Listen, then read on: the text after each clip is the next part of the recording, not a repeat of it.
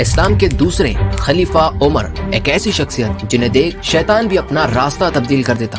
آج تک دنیا ایسا بادشاہ نہ دکھا سکی. ایک ایسی شخصیت جن کے لیے حضرت محمد صلی اللہ علیہ وسلم نے کہا تھا کہ اگر میرے بعد کوئی نبی ہوتا تو وہ عمر ہوتا. وہ عمر بن الخطاب جن کے بارے میں حضور نے فرمایا کہ لو کان بعدی نبی لکان عمر، میرے بعد کوئی نبی ہوتا تو عمر ہوتے. عمر جن کا نام ہی کافی تھا مکہ والوں میں خوف پیدا کرنے کے لیے، اور 22 لاکھ مربع میل پر حکمرانی کرنے والا یہ شخص انتہائی سادہ لباس میں اپنے مقام سے یروشلم کی اور بڑھ رہا تھا. لیکن آخر کیوں؟ دراصل وہ عیسائیوں سے یروشلم کا قبضہ لینے جا رہے تھے، وہ بھی بغیر کسی فوج اور ہتھیار کے، صرف اپنے غلام اسلم کے ساتھ.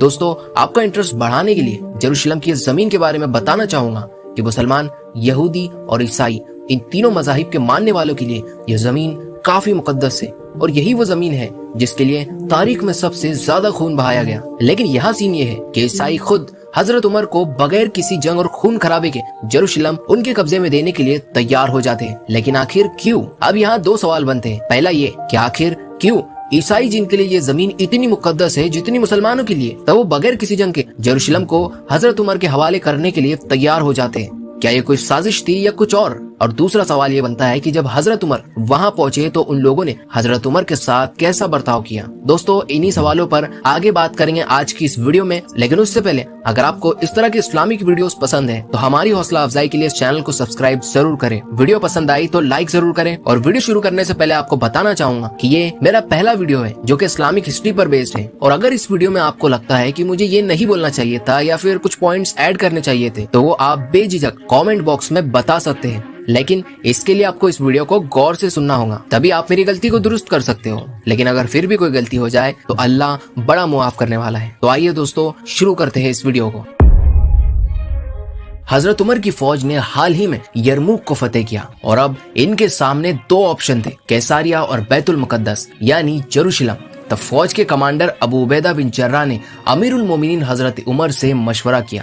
حضرت عمر نے یہ مشورہ مسلمانوں سے کیا. تب حضرت علی نے مشورہ دیا کہ یہی بہتر ہوگا کہ پہلے فوج بیت المقدس کا محاصبہ کرے اور پھر اسے فتح کرے، اس کے بعد وہ کیساریہ کے لیے آگے بڑھے. اب حضرت علی کے اس مشورے پر سب راضی ہوئے اور مسلمانوں کی فوج بیت المقدس کی اور روانہ ہوئی. اب وہاں پہنچ کر مسلمانوں کی فوج نے بیت المقدس کا محاصبہ کر لیا. یہ حال دیکھ کر وہاں کے لوگوں نے مسلمانوں کی اس فوج سے نہ تو کوئی رابطہ کیا، نہ ہی ان سے بات کرنے کی کوشش کی، لیکن اپنے آپ کو ہتھیار سمیت تیار کرنے لگے، اور ان کے بیچ کچھ لڑائی بھی چلتی رہی. اور اس طرح کئی مہینے بیت گئے اور عیسائیوں کے سردار سامنے آئے اور حضرت ابو عبیدہ بن جراح سے ملنے کی خواہش ظاہر کی. دراصل وہ مسلمانوں کے سردار سے ملنا چاہتے تھے، اور اس طرح مسلمانوں نے فوج کے کمانڈر ابو عبیدہ کو آگے کیا. ابو عبیدہ بن جراح نے ان کے سردار سے کہا کہ تم یا تو ہماری بات مان لو، ہم سے صلح کر لو، ہمیں جزیہ دو، یا پھر ہم سے جنگ کرو. تب عیسائیوں کے اس سردار نے کہا کہ اگر تم قیامت تک ہم سے لڑتے رہو تو یہ زمین ہم تمہارے حوالے نہیں کریں گے. لیکن ہاں، اس زمین کو وہ ایک ہی شخص فتح کر سکتا ہے جس کی نشانیاں ہماری کتابوں میں موجود ہیں، لیکن تم میں وہ باتیں ہمیں نظر نہیں آتی. اور اس طرح جب ابو عبیدہ بن جراح نے اس کی یہ بات سنی تو انہوں نے اس کے بارے میں اور جاننا چاہا اور ان سے نشانیوں کے بارے میں پوچھنے لگے. تب اس نے کہا کہ میں تمہیں نشانیاں تو نہیں بتا سکتا، لیکن اتنا ضرور کہہ سکتا ہوں کہ وہ ایک درویش بادشاہ ہے جس کی نشانیاں ہماری کتابوں میں موجود ہیں. اور اس طرح حضرت ابو عبیدہ بن جراح سمجھ گئے کہ وہ درویش بادشاہ تو مدینے میں بیٹھا ہے، اور اس طرح خط کے ذریعے انہوں نے یہ ساری باتیں حضرت عمر تک پہنچائی.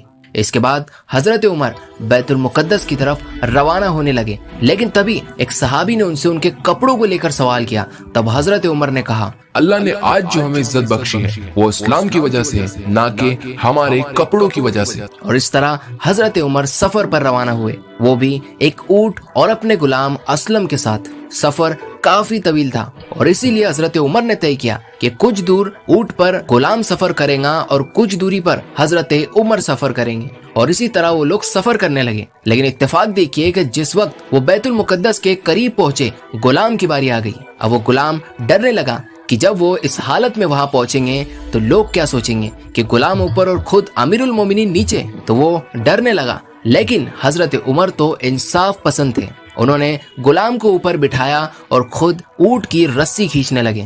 और ऐन इसी वक्त वो सब बैतुल मुकद्दस में हजरत उमर का इंतजार कर रहे थे, बल्कि वहाँ ईसाइयों के बड़े बड़े सरदार मौजूद थे जो हजरत उमर का इंतजार कर रहे थे। और जब हजरत उमर उन्हें दूर से ही नजर आने लगे तो वो लोग दूर से ही हजरत उमर को देखकर अपनी निशानियां पूरी करने लगे। और जब उन्हें इस बात का यकीन हो गया कि यही वो शख्स है जिसका जिक्र हमारी किताबों में मौजूद है, तब उन्होंने बैतुल मुकद्दस हजरत उमर के हवाले कर दिया, वो भी बगैर किसी जंग और खून खराबे के। और आज तक तारीख में ये बात दर्ज है कि बैतुल मुकद्दस ईसाइयों के लिए उतनी ही मुकद्दस थी जितनी मुसलमानों के लिए, लेकिन फिर भी ईसाइयों ने बगैर किसी जंग और खून खराबे के यरूशलेम को हजरत उमर के हवाले कर दिया। और जब हजरत उमर बैतुल मुकद्दस के करीब पहुंचे, जब वो ऊंट की रस्सी खींच रहे थे और गुलाम ऊपर बैठा था, तब वहाँ खड़े सारे लोगों ने देखा और तब उन लोगों ने महसूस किया कि यही तो इस्लाम की खूबसूरती है कि इस्लाम में ना कोई बड़ा है ना कोई छोटा, सब एक बराबर है। दोस्तों, हजरत उमर के दौर में इस्लामी हुकूमत एक बहुत बड़े मकाम पर पहुंच चुकी थी। हजरत उमर का वो जलाल था कि जुल्म करने वालों में खौफ पैदा करने के लिए उनका नाम ही काफी था। जमीन और आसमान ने ऐसा हुक्मराना देखा जो 22 लाख मुरब्बा मील पर हुकूमत करके भी 17 पेवंद लगी कमीज पहनता हो, जो लोगों के घरों तक राशन अपने कंधों पर रख कर ले जाता हो। दोस्तों, हजरत उमर ने वो जिंदगी गुजारी जिसे देखकर हम अपनी जिंदगी को एक सही राह दे सकते हैं। लीडरशिप, जस्टिस और सिंप्लिसिटी हजरत उमर के कैरेक्टर के ये बुनियादी पॉइंट्स थे। हजरत उमर के दौर में ही इस्लामी हुकूमत एक मखसूस इलाके से निकलकर आधी दुनिया तक फैल गई। ये वो दौर था जब किसी दुश्मन की ये हिम्मत न थी कि वो सामने से हजरत उमर पर हमला करता। इसीलिए तो एक मजूसी अबू लुलू ने धोखे से जहर से भरे खंजर से हजरत उमर की पीठ पर हमला किया जिस वक्त वो नमाज पढ़ा रहे थे और उनका सर सजदे में था। और इस तरह मुसलमानों के दूसरे खलीफा अमीरुल मोमिनीन हजरत उमर शहीद हो गए। हजरत उमर तो इस दुनिया से चले गए, लेकिन उनका नाम आज भी जिंदा है। दोस्तों, इन तमाम बातों को सुनने के बाद आपको हजरत उमर की जिंदगी से क्या सीखने को मिला, कमेंट करके जरूर बताएं। दोस्तों, अगर आपको हजरत उमर का किरदार पसंद आता है या आज की इस वीडियो में उनकी जिंदगी से आपको कुछ सीखने को मिला हो, तो इस वीडियो को लाइक जरूर करें। और अगर आपको ये लगता है कि इस दुनिया को आज हजरत उमर जैसे हुक्मरानों की जरूरत है, तब इस वीडियो को अपने दोस्तों या रिश्तेदारों तक शेयर जरूर करें, ताकि आने वाले नौजवानों तक हजरत उमर की जिंदगी से मिलने वाले पैगाम जरूर पहुंच सके। आज के लिए इतना ही, फिर मिलेंगे अगली वीडियो में। अलविदा।